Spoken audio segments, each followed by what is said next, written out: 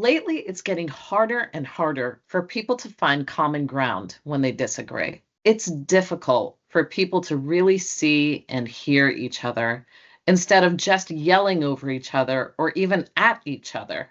Merriam-Webster's word of the year for 2024 was polarization.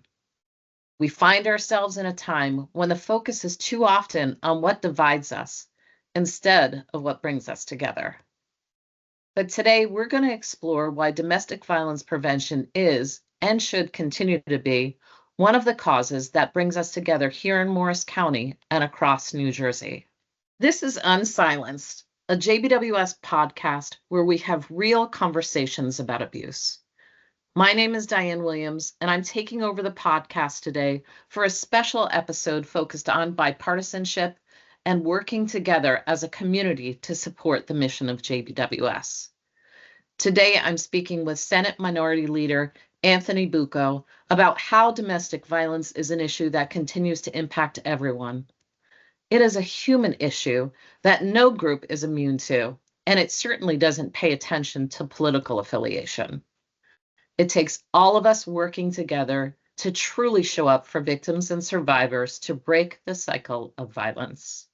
In this episode, we discuss what this bipartisanship looks like in the state legislature with respect to issues like funding and domestic violence education for teens. Before we move on, I want to add a quick reminder to everyone listening to take a moment to subscribe to Unsilenced wherever you get your podcasts.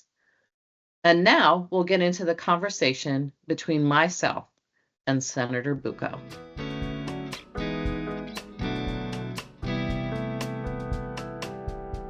Senator Bucco, I want to thank you for being with me today to have this really important conversation. And so you know that 1 in 4 women, 1 in 7 men, and 1 in 3 teenagers are victims of domestic violence in their lifetime. So it really affects everyone. Can you speak to why addressing domestic violence is important for both parties, Democrat and Republican? Well, I think when it comes to protecting lives and ensuring public safety, we all need to be on the same page. You know, this is not a political issue. This is a human issue. Domestic violence doesn't discriminate, and unfortunately, it affects families in every community, regardless of political affiliation. So, from my perspective, this is an issue that all parties need to get behind, to make sure that we're providing the necessary resources to protect people's lives and give them the opportunity to get out of that vicious cycle. Absolutely.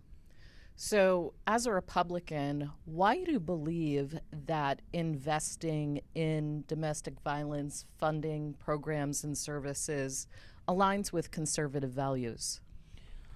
Well, conservative values are about protecting families and promoting personal responsibility and building strong communities. So, supporting services that help victims and survivors of domestic violence does exactly that.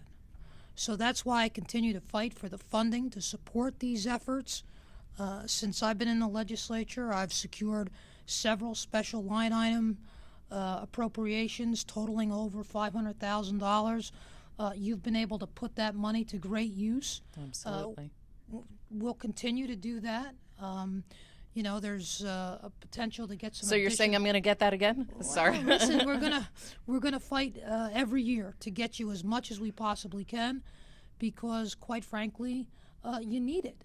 You know, we know that after COVID, the incidents of domestic violence have increased dramatically. So that extra funding helps get you through this process. And I know now there's a piece of state property adjacent to your facility that if we were able to get the state to convey that to you, potentially we'll have the opportunity to expand the facilities, to provide more services. And that's what the ultimate goal is. Thank you. So, given the polarized political climate that we're in, what steps do you think we need to take to build support across party lines? And why do you think we've been able to have this bipartisan support in Morris County? Well, look, I always believe that when you focus on people over politics, you can find common ground. In Morris County, we've worked closely with your organization and many others that are providing folks with an ability to have a better life, to have a future, to provide some hope.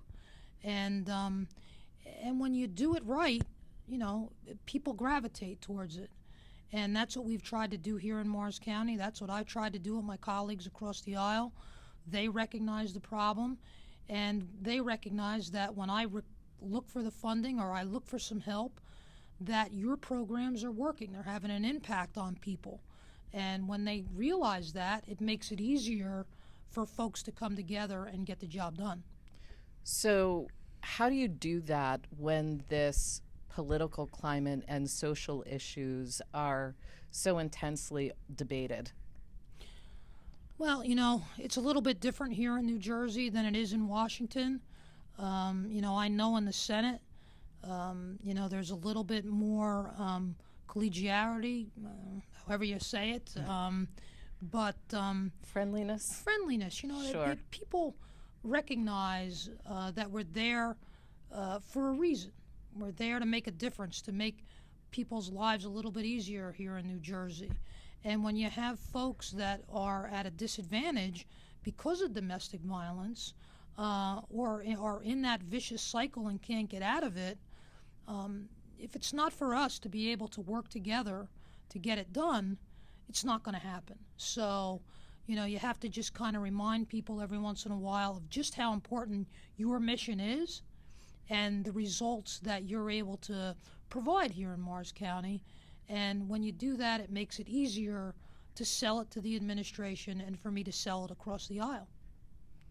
That's great. And I know some of the answer to this question already, but can you talk about just some legislation that you're either involved with now or have been historically for families that are impacted by domestic violence? Sure. I mean, we had the legislation that required police departments to give police reports to victims of domestic violence.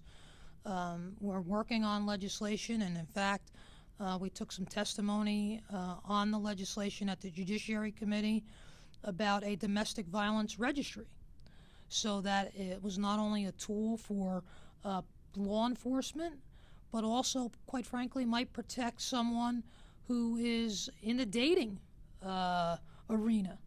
And, before they go out on a date, maybe they can have a spot to go to make sure that the person they're meeting with doesn't have a history of domestic violence. So I think those are really important pieces of legislation. There's a whole host of legislation that we work on a daily basis.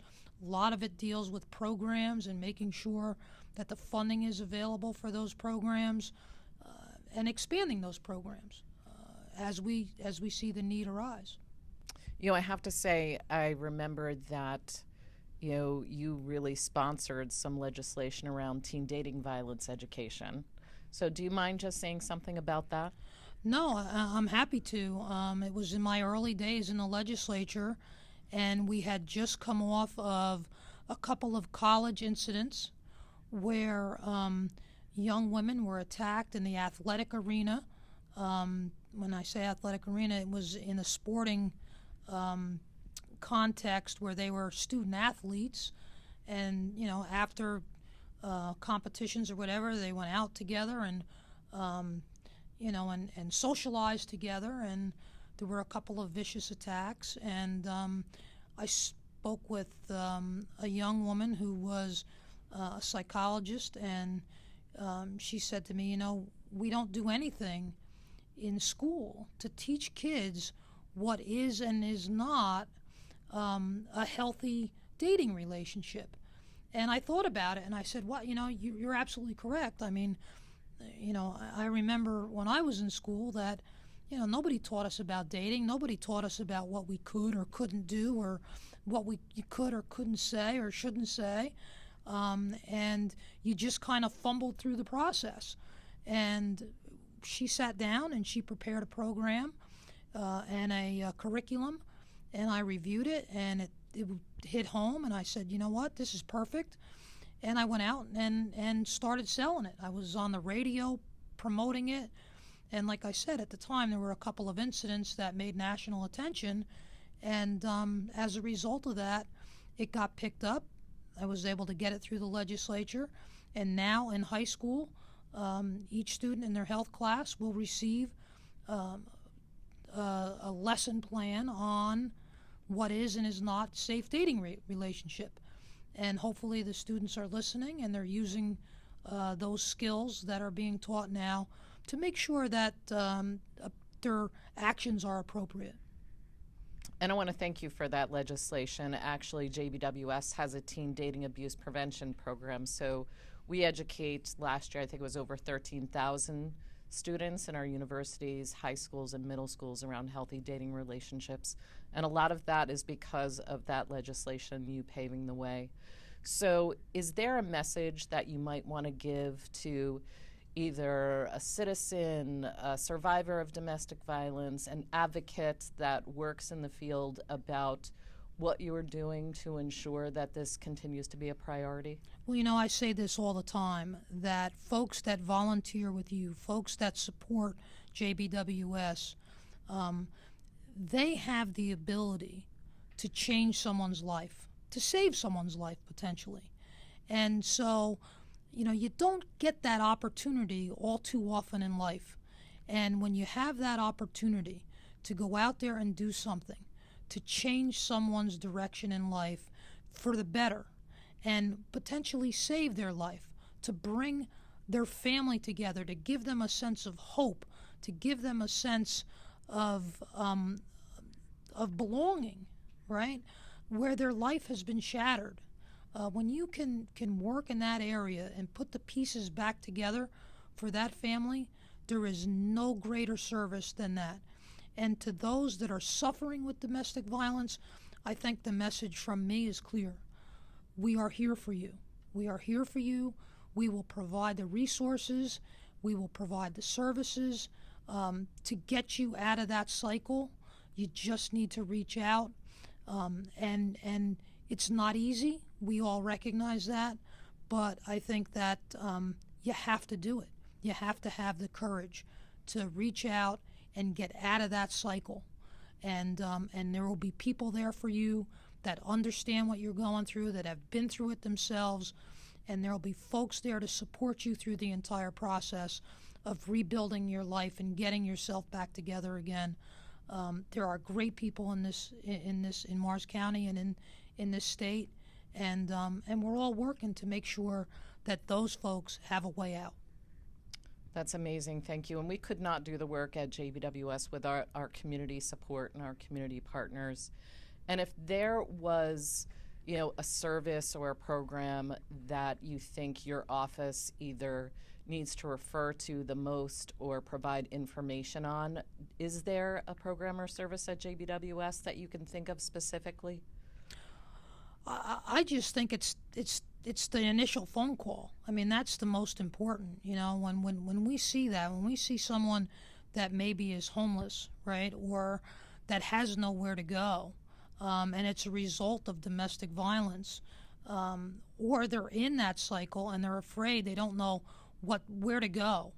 That phone number, just your organization being here, is the way out. Right? That's what's the most important. And I think that we need to make sure we need to get that message out that people are here for you, and you just need to take that step. It's not easy. We recognize it, but it's important. Thank you.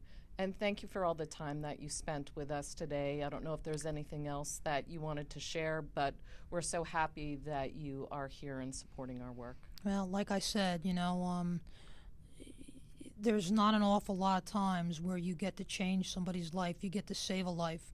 And to me, this is critically important. You know, my father used to always say, my late father would say, that people in our position, where we are, a senator, legislator, by the time someone gets to you, they've probably exhausted all other avenues of help. And if you're not there to help them, there's nobody else that will be. And I've kind of lived by that motto my entire career in the legislature, and it's something that you know I got from him, and I'm proud of. That's amazing. Thank you so much. I appreciate it. Thank you.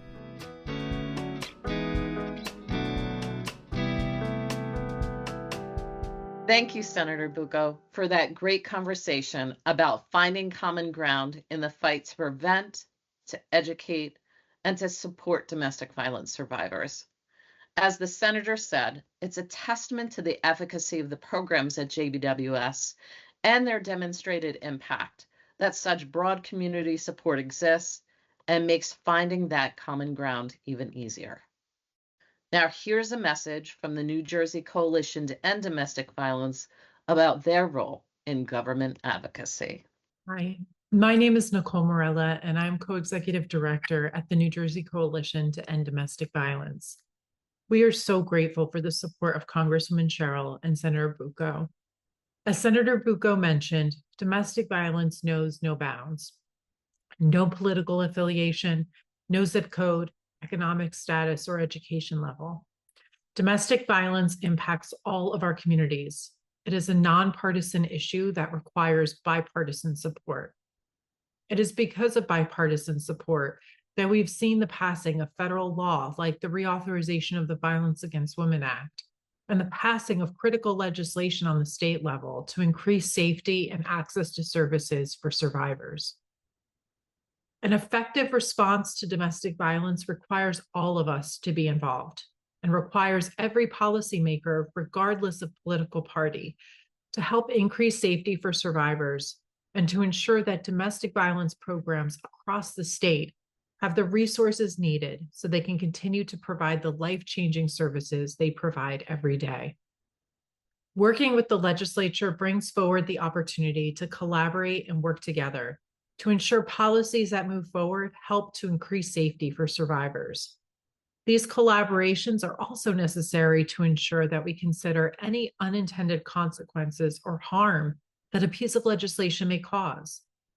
While there are many similarities among the experiences that survivors of domestic violence share, there are also unique experiences that warrant us making sure that we consider how legislation may impact survivors from various communities with various needs. It's important that we hear the voices of survivors from across the state. We need to hear from survivors who have had success with the legal systems and accessing the services they needed. And we also need to hear from survivors who were unable to access the support and the services needed. We need to hear from advocates working with survivors every day, as well as abuse intervention providers who work with the person causing harm and the individuals working with children impacted by domestic violence. Understanding that domestic violence spans across systems warrants collaboration not only with the domestic violence community, but the other systems and services charged with providing a first response and critical services to victims and survivors in our communities. All of this helps to ensure that we craft and pass legislation that is informed by individuals with expertise and lived experience. We are so grateful for the work that JBWS does in their communities to not only respond to domestic violence, but to also educate and bring people together to collaborate and share in the responsibility of addressing and preventing domestic violence in our communities. We are grateful for our representatives in Congress and the state legislature for keeping domestic violence survivors at the forefront and ensuring that domestic violence survivors continue to have the support they need. We look forward to continued partnership and work together to end domestic violence in New Jersey. Thank you so much for listening. We are grateful to have legislators on both sides of the aisle who are supportive of domestic violence programming. Democratic Representative Congresswoman Mikey Sherrill plans to join an episode of Unsilenced to talk about the importance of domestic violence funding and legislation. We're so excited to continue this conversation about bipartisanship. Please tune in next time to learn more about all facets of abuse, because education is the first step in ending domestic violence. Thank you for listening to this episode of Unsilenced, Real Conversations About Abuse. This podcast is produced by JBWS, a domestic violence agency that serves both Morris and Passaic County, New Jersey. If you would like a certain topic covered on the podcast, then please send an email to podcast@jbws.org. We are always striving to provide content that will be both educational and helpful to our listeners. But please note that this email is only intended for content relating to the podcast. It is not meant to offer immediate assistance or any access to services.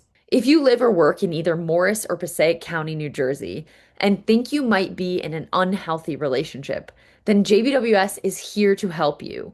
Please visit jbws.org/services to learn more about programs for support, or call our 24-hour helpline to speak to a member of our staff at 1-877-782-2873. If you're listening to this podcast and recognize controlling or unhealthy behaviors in yourself, then JBWS can also help you to change those behaviors. Through our Jersey Center for Nonviolence, JBWS offers programs for men, women, and teens who have used abusive or controlling behaviors. Please visit jbws.org/JCNV or call 973-539-7801 to learn how you can stop the cycle of violence.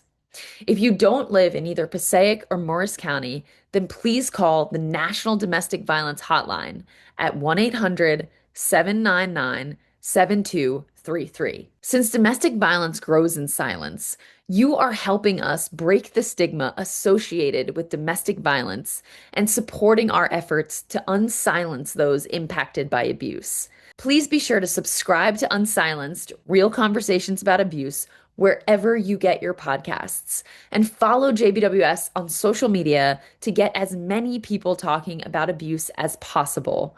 Thank you so much for listening and helping us to break the silence around domestic violence.